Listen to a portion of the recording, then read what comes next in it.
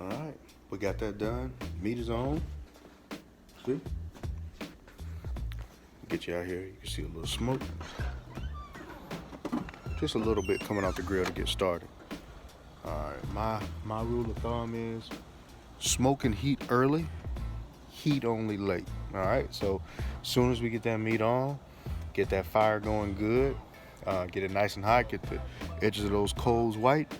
We want to go ahead and get the wood on as soon as we put the meat on.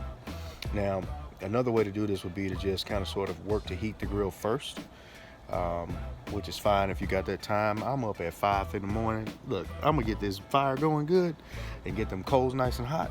And once I've done that, I'm gonna get the meat on the grill, right? Because I want it on the grill. Believe it or not, even though the temperature of the actual meat itself hasn't started to rise, the grill's starting to heat up. And in a little while, I'm gonna start to see that gauge move.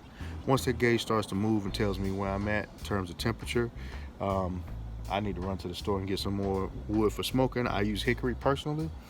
Hickory's got a strong flavor, but the flavor is one that I like. You know, mesquite is very good also, and a lot of people like it. Pecan wood is good. Apple wood is good. Some people even like oak. It's all about what you like. I like hickory. I like the strong wood flavor. Again, remember what I just said. I mean, I heat and smoke early, but I heat late. So at some point in this cooking process, I'm gonna stop adding wood where I can. Now, I use charcoal as a base. They talk about charcoal, adding an unwanted flavor. They talk about lighter fluid. You know, if you're gonna be smoking for 6-8 hours, like I do usually, at least 6-8 hours, then your charcoal starts in the beginning. You can continue to add little bits of charcoal, but you're not using any more lighter fluid. You know, you don't need to. You have a fire going. So some people cook all wood. To me, I think a smoke box on the side grill like this right here is too close to cook all wood. I would like to cook all wood, but I don't want to overpower the meat. So, plus I use a Texas crutch, good old Texas crutch. What that means is once I get my meat to the desired internal temperature, I like to wrap that bad boy in foil, wrap it real good. Once I do that, well, there's not gonna be as much smoke flavor that can get to the meat. So if I did want to use wood the whole time, technically I really could, and I understand how to. But again, I just like to keep adding that heat late in the cooking process, and then I like to move the meat closer to the edge of the box so that more heat gets to it at that point. Because at that point, you got the foil wrapped in, you got your juices on there, and everything is doing its thing. You know what I mean, so to speak. So today, I'm really debating on what kind of beer I'm going to use. I think I may stick with a lighter beer. I was thinking about using Guinness, but Guinness has got such a powerful flavor. Guinness is really, really good for things like chili. I did a no bean Texas style chili last Sunday, and Guinness was a major part of the base. Because I was making a lot, I also used chicken broth.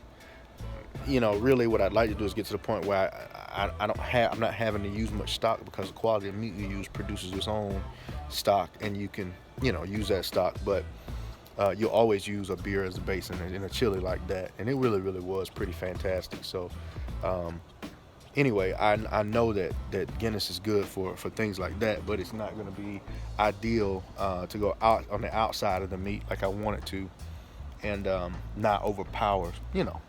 I just don't think it's going to be the symphony. So I'm going to use either a lighter beer or a mid-grade beer, and I've got this cool little contraption that I'll show you guys here real quick. Just checking on that, letting that heat up.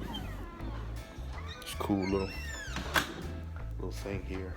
It's kind of gimmicky, but it does actually work. It's got a little bit of blowback, is what I call it. A little leakage, but I like it still. Half second here. Thermometer. Oh, there it is. There we go. Check me out. This puppy works. Take your beer can, sit this down in your beer can, set this bad boy up to go. Every time you just keep your can, you keep it on your can, just speak. If you wanted to be that kind of guy, you could use different beers, because all you're really trying to do is preserve the moisture. So we use that for the beer can. have a bottle that I usually keep to spray for pork. I've never seen it. Oh, there it is. That's why I don't usually. I'd be like, Twan, she ain't here, so I actually had to find it myself. That's my wife. All right. Boom. I rinse it out every time. This is the can I use, or the spray bottle I use for my applesauce for my pork. So about having your tools.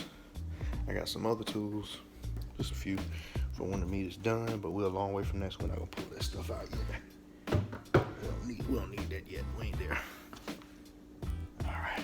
I'm frying up 2 turkeys today too, so stay tuned. I'm gonna try to push some video out there so y'all can get with it, see what we got going on.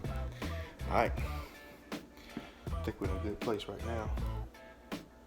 We're just gonna watch this fire, make sure it gets to where it needs to get to.